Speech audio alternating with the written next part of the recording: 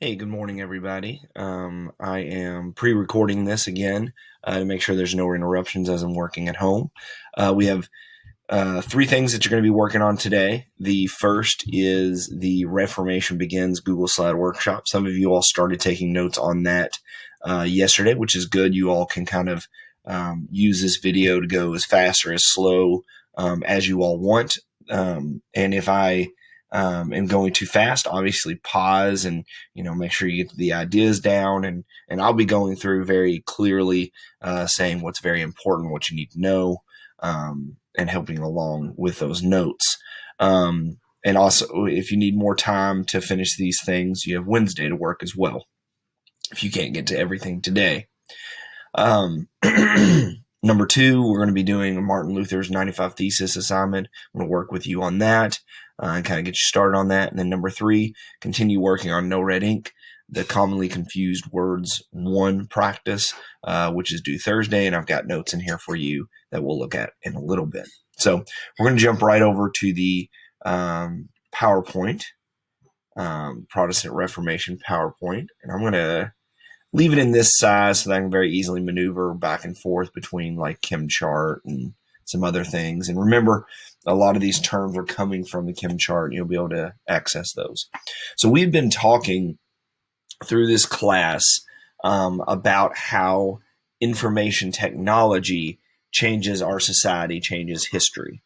And for this project, we are examining the last time we've had a major change in information technology, and that was through the printing press. And we talked about how the printing press provided more information faster, more books in the vernacular, which the vernacular was a term that meant in their own language. More people are beginning to read, more people are gaining knowledge. Now, this happened over hundreds of years, and we're going to look at how this changed. While if we look at the present day and we look at social media and the internet and our information technology today, we're seeing changes much faster. But we'll talk about that later. But we know that the printing press came into Europe around 1450. And Gutenberg was the inventor of the printing press, and he would use it to his first mammoth venture. His first thing that he did was he printed the Christian Bible. And this would set kind of in motion the more Bibles being available, and later they would print it in the vernacular, in Italian, in Germany, or in German, in French, in English, and it would go away from being printed in Latin to where only the church could read that, and the common people couldn't. So this would be a big change. And we're going to look at Martin Luther and the Protestant Reformation today and see how the printing press and the Renaissance and these ideas all fueled this great change in society. So there are a few terms that I included on this and a couple of these are on your ChemChart.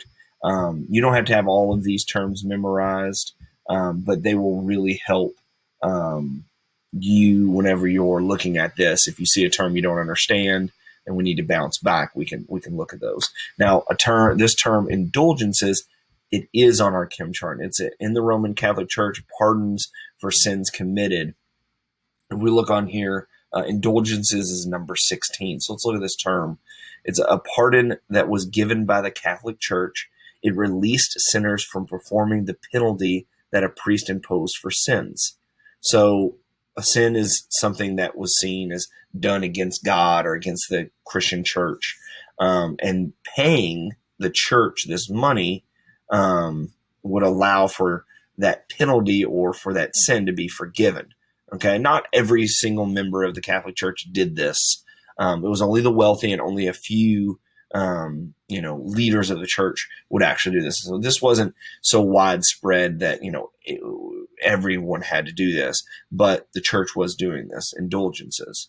Many times the punishment required payment to the church. So it required the person, usually a very wealthy person, to pay the church. And this is going to be kind of a cornerstone reason for Martin Luther to be upset with the church. So Martin Luther was a German monk who triggered the revolt against the Roman Catholic Church in 1517. So if we look at this date, 1517, this is about 70 years after the beginning of the printing press, and we've had a lot of opportunity for the growth of printing presses throughout Europe, and these ideas from the Renaissance to be flourishing. So we're coming to kind of the back end of the Renaissance, and all these ideas have spread. Martin Luther is on our Kim chart, a German professor of theology, composer, and priest. So he was part of the Catholic Church.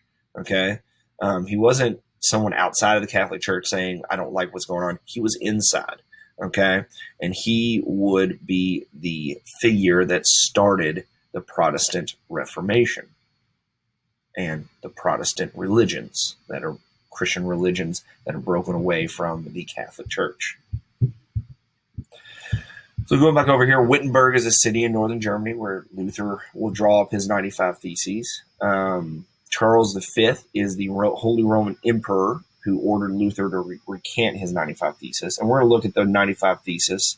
And the 95 Theses is a disputation of the power of indulgences that are listed in Proposition of Academic Disputation, written 1517. Essentially, we're going to write this in another way. These were 95 complaints against the Catholic Church. Martin Luther will nail these up on a door in Wittenberg, a church in Wittenberg, and nail them up on the door for everyone to see. And Charles V would be the Holy Roman Emperor, the ruler of basically after the fall of the Roman Empire, the Holy Roman Empire would rise up and would be recognized by the church, by the Catholic Church, as kind of the legitimate power. And remember that in the medieval period, everyone was turning to the church to see who, what to do and how to rule, and the church would turn and help to establish this Holy Roman Emperor, and they would crown them. The Pope would crown this Holy Roman Emperor almost as a gesture that they were, other than the Pope, a leader of the Catholic Church, of the church. And for the Holy Roman Emperor to order Luther to recant or to take back and say, I was wrong about the 95 Theses is a big deal. We'll be looking at that. Other terms, diet means assembly or legislature. John Calvin is a reformer who preached predestination. We'll talk about him. And again, you don't have to have all these written down right now. We're going to be talking about them. They're just a good reference back later. Predestination is the idea that God had predetermined who would gain salvation.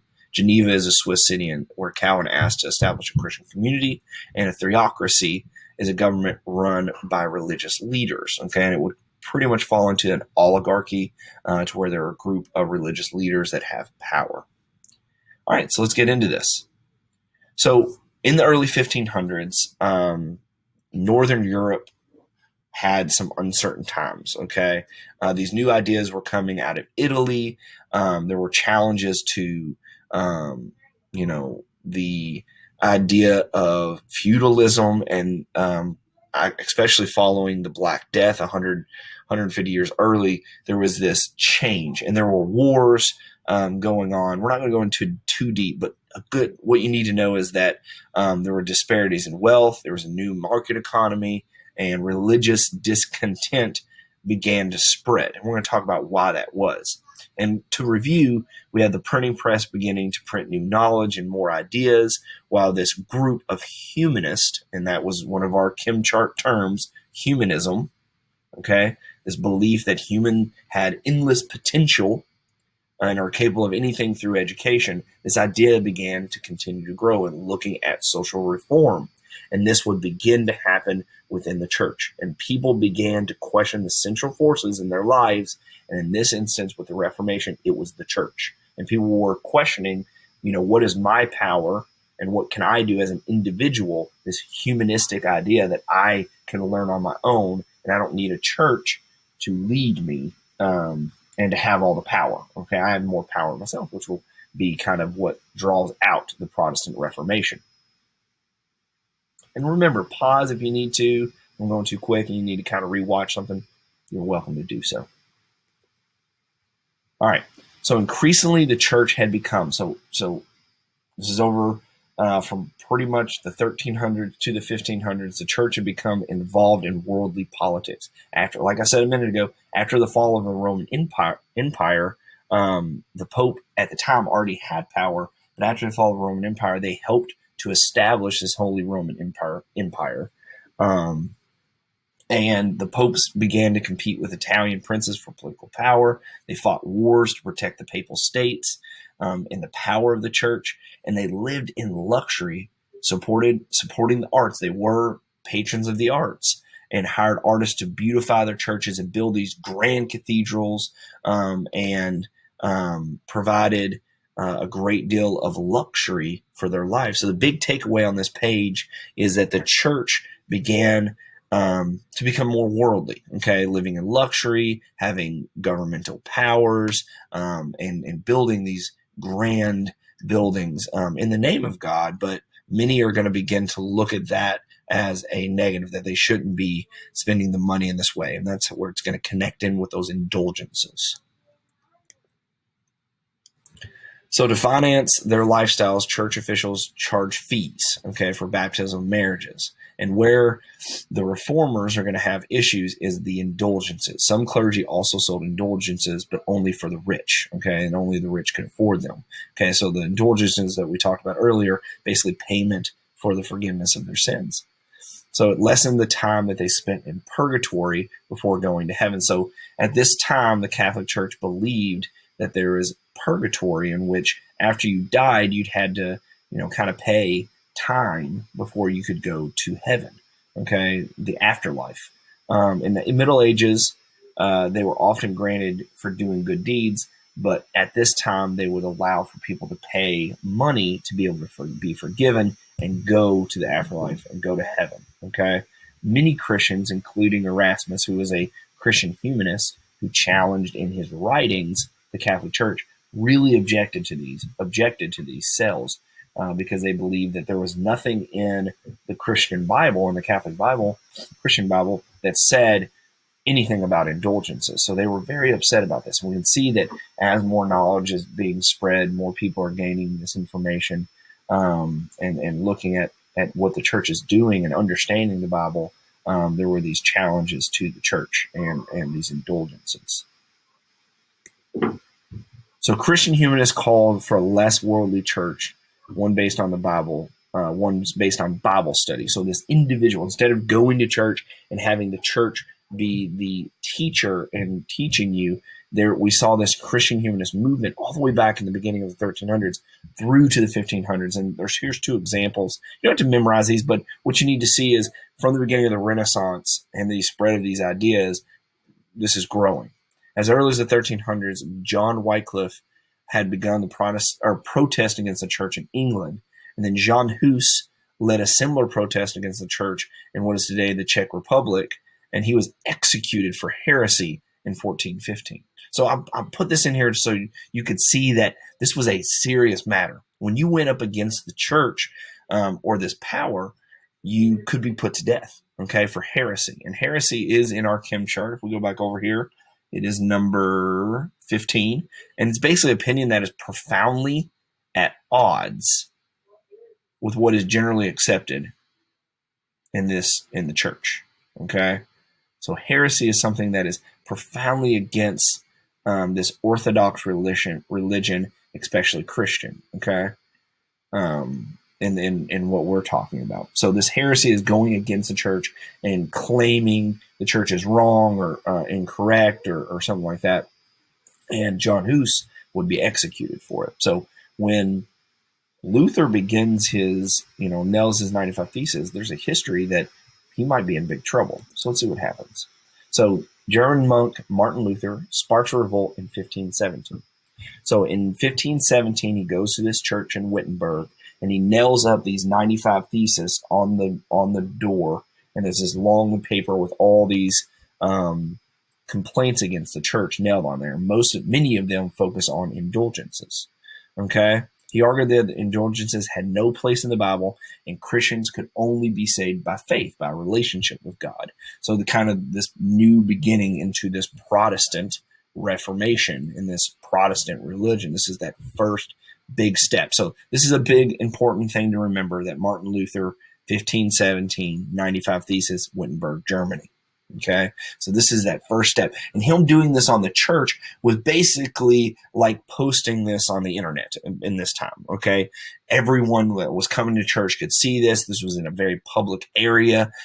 This wasn't just a message to the church. This was a message to the world, or to, Europe and the Catholic Church, that would impact and react in the world. So overnight, copies of Luther's 95 Thesis spread and sparked debate across Europe. And this was due to the printing press. They were able to actually make copies and distribute this around the world, around Europe. Now, in 1521, Pope Leo X excommunicated Luther. Now, excommunicated basically meant he removed him from the church. Okay, he was no longer viewed as a monk, as a priest, as part of the church, and removed him from that. So we can see that they viewed this as heresy, as against the church, and they would remove him. And the Holy Roman Emperor, so we have the Pope and the Holy Roman Emperor working together here to say, who was Charles V, declared Luther an outlaw and ordered his books to be burned, any of his writings, any of his ideas to be burned, to censor his ideas and take them out of circulation. So all these ideas that have been printed, they're trying to push it down, trying to make it quiet, trying to get rid of those texts that have been printed. So we can see how this information is, they're trying to stop the spread of it. And then this was at the Diet of Worms 1521. Diet meaning kind of a meeting. But it was too late. Many agreed with Luther and became his followers because of this spread of ideas, because of this opportunity through the printing press, through these ideas of Renaissance. Luther's ideas are grabbing hold. Okay. So Luther's teachings differ from those of the Roman Catholic Church. So what was different? He believed that all Christians had equal access to God. Now, this is a big deal because for hundreds of years, the Catholic Church served as this bridge between the common people and a relationship with God. And the Catholic Church was that bridge, okay? For example, the Catholic Church believed that you needed to go to confession to be able to speak to God and ask for forgiveness. And Luther began this idea that there was no need for priests. Now, we're focused on religion here, but this is a change in society. This is this belief, this turn from, an average person is someone of low power and low individuality in the world, to I am the focus. I am the central point. This individual idea that I can, as myself, this humanist idea that I can have a relationship with God if I have the knowledge. And this is huge. This is what we really want to focus on. And this came from these Renaissance ideas of humanism and individualism that will be pushed by the printing press and will result in this change in this idea. He wanted ordinary people to study the Bible, ordinary people to have this relationship. So this is that big change that we're seeing in Europe. The printing press quickly spread Luther's writings throughout Germany and Scandinavia. So we're going to see it up in Northern Europe. His followers took on the name Protestants. So Protestants, we see Protestants in the United States today, and many that came from Europe, many immigrants that came from Europe in the 1600s would be known as Protestants because they were protesting the religious, what was going on in Europe, and they wanted to come to the United States and gain that religious freedom. So they're Protestants. Luther simplified Mass, emphasizing the sermon. Ministers used their sermons to attack corruption in the Roman Catholic Church, and he permitted the clergy to marry. So in the Catholic Church, the clergy, the priest and monks could not marry, but he changes it to where in the Protestant Church, they're allowed to marry. So some German princes saw Lutheranism as a chance to throw off the rule of the church and the Holy Roman Emperor. Okay, so we see this starting to be grabbed onto as a political move as well. Some saw an opportunity to seize power in the church. Others embraced new church and nationalistic loyalty. Many were tired of paying support to the clergy in Italy because the Roman Church, the Catholic Church, is based in Italy. So in Germany, these leaders, these princes, are seeing this chance to break away from these powers of the Holy Roman Emperor. So we're going to start seeing this impacting that. Reformers in Switzerland also challenged the authority of the Catholic Church. Ulrich Zwingli, who was a follower of Erasmus, that Christian humanist writer, stressed the importance of Bible and rejected elaborate church rituals. So we're seeing others stand up. The City Council of Zurich adopted his ideas. And then we see this rise in John Calvin, this Calvinist. And this is a big deal because this directly impacts, U.S. history, because John Calvin, the ideas of Calvin would later spur on the Pilgrims who left England in the early 1600s to come to the United States. They were Calvinists, okay? They were French. He was a French-born priest and lawyer, was strongly influenced by the Reformation ideas. And he would accept Luther's beliefs, but add his own in predestination, okay? He preached that God had long ago determined who would or would not gain eternal salvation. So this is that extension of individualism to the point where they believe, these Calvinists believe, that God cared so much for the individual, he planned out every single aspect of their lives, okay? That God was involved and God had planned and he had predestined every single aspect of their lives. And there was two kind of people, saints and sinners, and they can only be lived, that can only be saved through a Christian life. So this belief that God planned this life for you, okay? This predestination was his belief, okay? Calvinists attempted to live saintly lives to demonstrate that they were among those God had selected. So they would dive into Bible study and show their knowledge and this humanistic idea that because I have this knowledge, God predetermined me to have this. And this all goes back to these changes that are being seen throughout society. Now, by the late 1500s, Calvinism had spread throughout Northern Europe. Lutheranism has changed, and the challenges of the Catholic Church set off a series of religious wars. So in Germany, they were fighting, in France and Scotland, and eventually would lead to the escape of persecution. What I mentioned earlier, in England, groups of Calvinists selling to the Americas.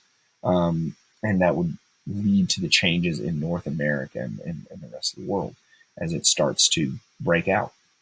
The big ideas to take away from this, though, is that the ideas of the Renaissance challenged the Catholic Church, and these thinkers like Luther and like Calvin began to show that the focus should be on the individual and the power of the individual to learn and to have this connection with God on their own, okay? So these are that big ideas. So I know we covered a lot here. Again, I hope you go back and kind of absorb the information. The big ideas are what we want to take away from this, okay? So going back over to, let's look at the Martin Luther 95 thesis assignment here. So we go to Persuasive Technology Project. And again, pause if you need to find things. Then we're going to go to the Renaissance Reformation Resources assignments. And then right down here, Martin Luther's 95 thesis assignment. Okay. So for this assignment, you will be examining a selection from Martin Luther's 95 thesis, the paper he had nailed to the wall or the door of the Catholic Church in Wittenberg in 1517.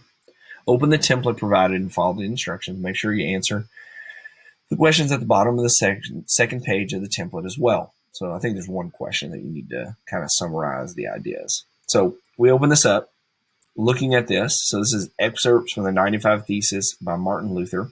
So here's the directions. And let me kind of blow this up a little bit so you can see it easier.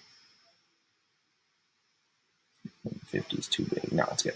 So underneath each of the selected theses from the 95 Theses, rephrase it in your own words to summarize what Martin Luther is saying. This will be tough at first, but if you reread a thesis over and over, break it up into bits, and try to understand each bit and use the footnotes, you'll be able to figure out what they mean. After rephrasing the theses, answer the question at the bottom of the document. So there's 10, or I think there's 9 here. And then we have these footnotes that kind of help us to understand the different parts. So whenever we see like a 1 in a reading, we can go down and see that it means like godly. Okay. And then we're going to answer this question. What are Luther's arguments for why indulgences are bad for Christians? Don't just write what he thinks Christians should do instead of buying indulgences. Explain why he dislikes indulgences. Okay, and we kind of mentioned that in the reading. So let's look at this first one. I already gave you a rephrasing here, and I'm going to help you with a few of them. So this is number 27 of the 95. Of course, we're not going to do all 95, so we just pulled out a few. So it says, there is no divine authority for preaching that the soul flies out of purgatory immediately the money clinks in the bottom of the chest. So he's clearly talking about indulgences here. And he says, there is no divine, and number 1 says, whenever it's talking about divine, there's no godly authority. So number 2, power. So there's no godly power for preaching that the soul flies out of purgatory. So number 3, Christians believe that purgatory is a place where souls wait to be judged before going to heaven or hell. So there's no godly power for preaching that the soul flies out of purgatory, out of this waiting place. Immediately, the money clinks the bottom of the chest. So as soon as they pay. So I rephrase this to say, God never said that buying indulgences would immediately free people from purgatory. Okay? Very simply stated. Okay? And that's what we want, is just a simple restating. So let's look at number 32. So all those who believe themselves certain of their own salvation by means of letters of indulgence will be eternally damned together with their teachers. So let's reread that using these footnotes. All those who believe themselves certain of their own salvation. So number 4, let's see what salvation. Salvation means being saved, like when God saves your soul from hell and sends it to heaven. Okay. So all those who believe themselves certain of their own salvation, that they're saved. So let's break down that first part. The people who believe that they will not go to hell, okay, by means of letters of indulgences, by paying the church, will be eternally damned. So let's look at number 5. Damned means evil. Okay. Will be eternally evil together with their teachers. Number 6. Those people who teach indulgences are okay.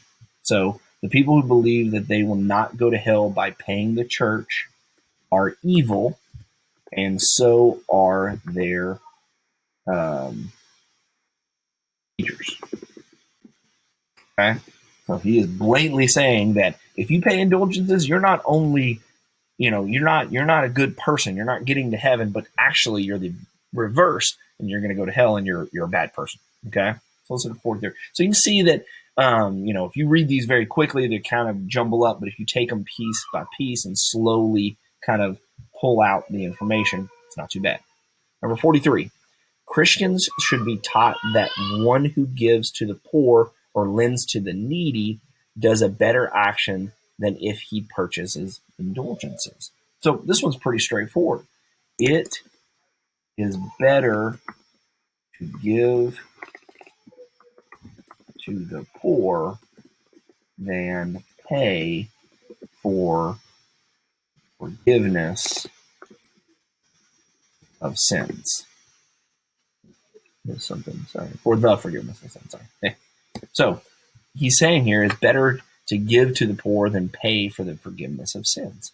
Now, I'm going to read these with you, and I'm going to talk about them, but I'm going to have you write them, okay? So I'm not going to write every single one for you because I want you to think about these. So let's look at 44.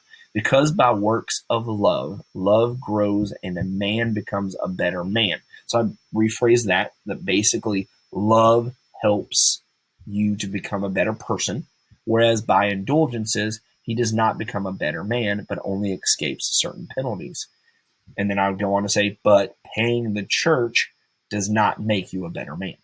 Okay? Pretty simple. 45. Christians should be taught that he who sees a needy person but passes him by, although he gives money for indulgences, gains no benefit from the Pope's pardon, but only incurs the wrath of God. Okay?